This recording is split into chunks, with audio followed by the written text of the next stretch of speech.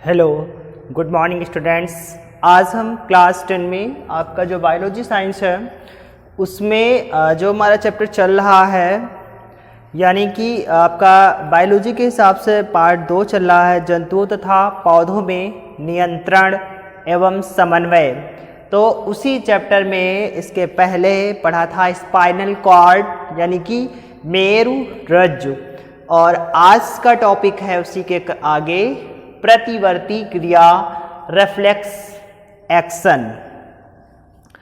ठीक है, तो आज हम रिफ्लेक्स एक्शन की डेफिनेशन और उसका एग्जाम्पल्स पढ़ेंगे। वैसे तो इसके बहुत सारे एग्जाम्पल्स हैं, परंतु आज यहाँ पर एक ही एग्जाम्पल कवर किया गया है।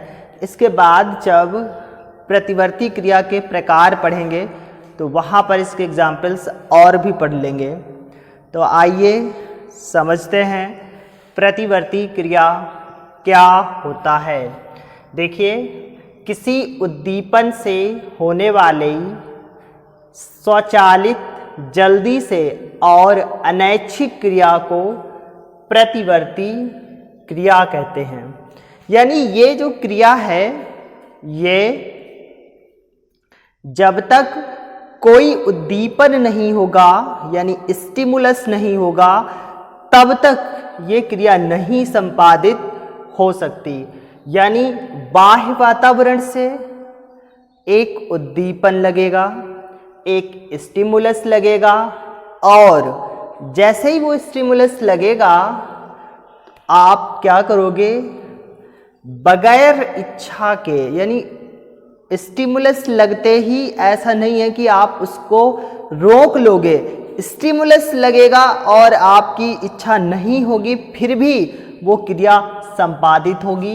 यानी स्वचालित, स्व माने अपने आप, जैसे ही स्टिमुलस लगेगा आपके शरीर पर वैसे ही वो क्रिया चालित होगी और इतनी फास्ट होगी, कुछ ही समय लगेगा, यानी कि जल्दी से और बगैर इच्छा के जो संपादित होगी उसे प्रतिवर्ती क्रिया कहते हैं।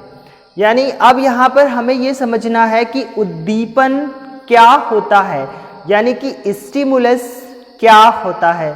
जैसे ही आपने कोई स्वादिष्ट भोजन देखा या कोई स्वादिष्ट व्यंजन देखा, तो स्वादिष्ट भोजन और स्वादिष्ट व्यंजन जो है वो बाह्य वातावरण में हमारी आंखों के द्वारा देखा गया, तो क्या हुआ, स्वादिष्ट भोजन उद्दीपन या स्टिमुलस की तरह कार्य किया, और आपका स्वादिष्ट भोजन देखने के बाद मुंह में लार आना, यानी आपने जैसे ही भोजन देखा वैसे ही आपके मुंह में लार आ गई।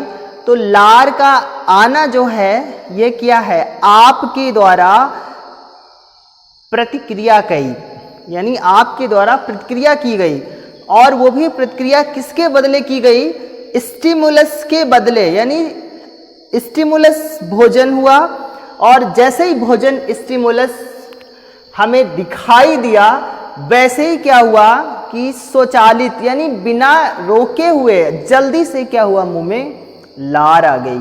यानी आप इच्छा के अनुसार नहीं क्रिया की, ये अनैच्छिक क्रिया हुई, क्योंकि आप लार को रोक नहीं पाओगे और लार आ गई। तो क्या हुआ, स्टिमुलस के बदले जो क्रिया आपने की वो क्या कहलाई, हमारी प्रतिवर्ती क्रिया।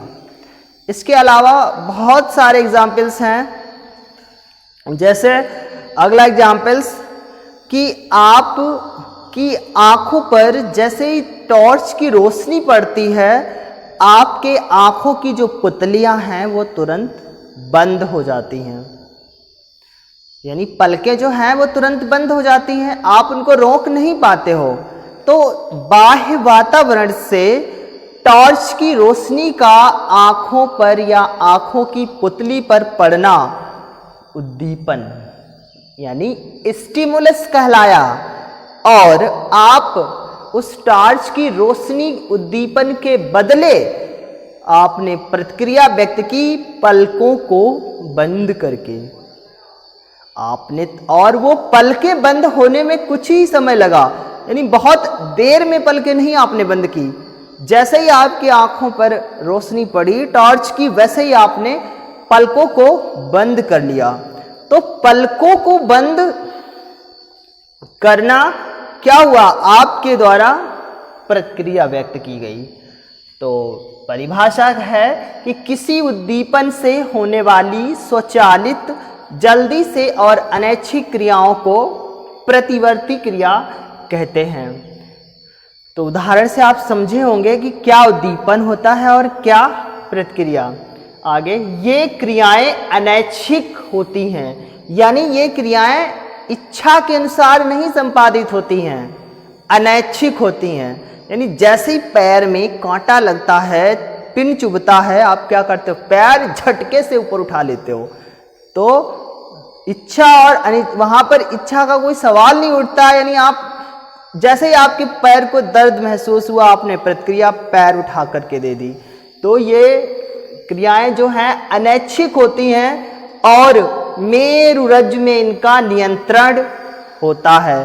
क्योंकि आपने पढ़ा था कि मेरुरज्जु जो है वो प्रतिवर्ती क्रियाओं का मुख्य केंद्र है। यानी जो स्पाइनल कॉर्ड है वो रिफ्लेक्स एक्शन का मेन जो है केंद्र होता है, सेंटर होता है।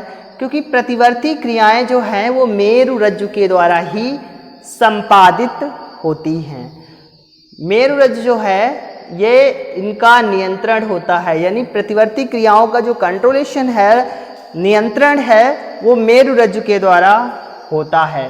मस्तिष्क का इन क्रियाओं पर कोई प्रभाव नहीं पड़ता है।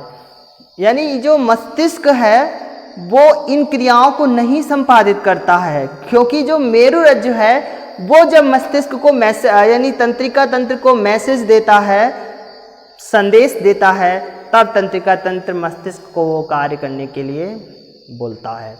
तो मेरुरज्जु आपने पढ़ा था, मेडुला ऑब्लिंगेटा एक कोशिका से दूसरी कोशिका में तंत्रिका आवेगों को स्थानांतरित करता है। और जब आपको मेरुरज्जु पढ़ाया तो मेरुरज्जु में बताया था कि मेरुरज्जु मस्तिष्क को जाने तथा मस्तिष्क से आने वाली प्रेरणाओं के लिए मार्ग प्रशस्त करते हैं। यानी मेरुरज्जु आने और जाने दोनों प्रकार की जो प्रेरणाएं हैं उनको मार्ग प्रदान करते हैं। तो जो मेरुरज्जु है वो क्या करता है, प्रतिवर्ती क्रिया के लिए मार्ग देता है। और यानी जो प्रतिवर्ती क्रिया के लिए उद्दीपन लग रहा है, आपको पता है प्रतिवर्ती क्रिया में उद्दीपन जरूर कार्य करेगा, और जो उद्दीपन कार्य कर रहा है, उद्दीपन लगने के लिए मेरुरज्जु मार्ग देता है, और उद्दीपन के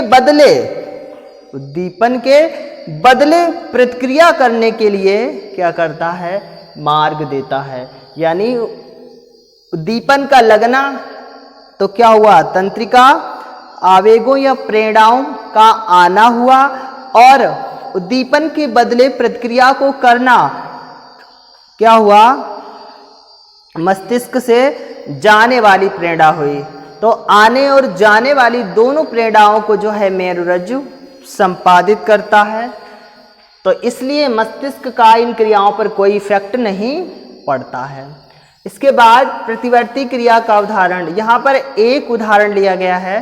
इसके पहले भी आपको कई उदाहरण बता चुके हैं, और उस उदाहरण को इसलिए लिया गया है कि ये यहाँ पर समझना है कि वो उदाहरण कैसे इस प्रतिवर्ती क्रिया में संचालित होता है, यानी वो किस प्रकार से अंगों के द्वारा कार्य करता है।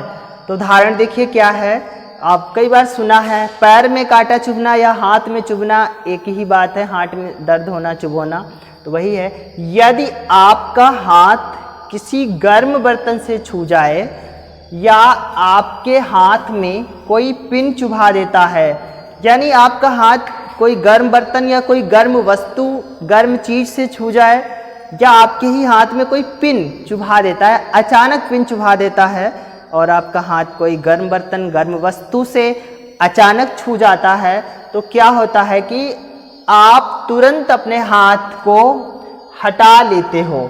यानी जब हमारे दर्द होगा हाथ में, यानी हम क्या करते हैं, जैसे ही हम गर्म वस्तु से छूता है हमारा हाथ तो हम क्या करते हैं, चिपकाए थोड़ी रखते हैं उस वस्तु से, तुरंत वहां से हाथ अपना दूर कर लेते हैं, हटा लेते हैं। तो हाथ के हटाने के पश्चात ही आपको दर्द का आभास होता है। यानी जब आपके कांटा चुभ जाता है हाथ में या पिन चुभ जाती है, हाथ आपका गर्म वस्तु से छू जाता है, तो आप क्या करते हो, हाथ को हटा लेते हो और हटाने के तुरंत बाद, यानी हटाने जैसे ही आप हटाते हो तुरंत आपको क्या होता है, दर्द का अनुभव होता है, दर्द का आभास होता है। अगर दर्द का आभास ना हो तो आप क्या करोगे, हाथ लगाए रखोगे गर्म वस्तु से। अगर दर्द का आभास ना होता तो आप अपने हाथ में जो है पिन चुभाते रहते। दर्द के आभास होने पर ही तो आप हाथ दूर हटाते हो। तो दर्द का जो आभास हो रहा था वो हमारे गर्म बर्तन के छूने से और पिन के चुभने से होता है। तो हम क्या करते हैं, तो यहाँ पर तो ऐसी क्रियाएं आपकी जो है प्रतिवर्ती क्रियाएं कहलाती हैं। तो अब देखिए इसमें क्या है कि गर्म वस्तु या गर्म बर्तन जो है वो स्टिमुलस है, उद्दीपन है, और पिन का चुभना ये भी क्या है, स्टिमुलस है। दशाएं कंडीशन एक ही हैं, बस माध्यम दूसरा है। वहां पर गर्म वस्तु है, यहाँ पर पिन है, जबकि दशा एक ही है, कंडीशन एक ही है, परंतु माध्यम बदल गया है। तो इसलिए भ्रमित नहीं होना है कि गर्म बर्तन जो है, गर्म बर्तन से हाथ का छूना स्टिमुलस है और पिन का चुभना भी हाथ में स्टिमुलस है। अब स्टिमुलस जैसे ही लगता है, आप स्टिमुलस के लगते ही प्रतिक्रिया करते हो। तो यहाँ पर प्रतिक्रिया क्या हुई, आपका हाथ दूर हटना, यानी आपने हाथ को हटा लेते हो, यानी आपका हाथ उस गर्म वस्तु से या पिन से दूर हटना जो हुआ वो प्रतिवर्ती क्रिया हुआ। यानी आपने उसके प्रति रिस्पांस दिया, यानी रिस्पांस क्रिया करी, आपने हाथ को हटाया, तो जैसे ही स्टिमुलस लगा हाथ हट गया, दूर हट गया, तो उसे हम या इस प्रकार की हम क्रियाओं को प्रतिवर्ती क्रिया कहते हैं। यानी स्टिमुलस या उद्दीपक के बदले या उद्दीपक के प्रतिक्रिया की गई जो क्रिया होती है वो प्रतिवर्ती क्रिया कहलाती है। इस प्रकार की प्रतिवर्ती क्रिया कहलाती, आप समझे होंगे।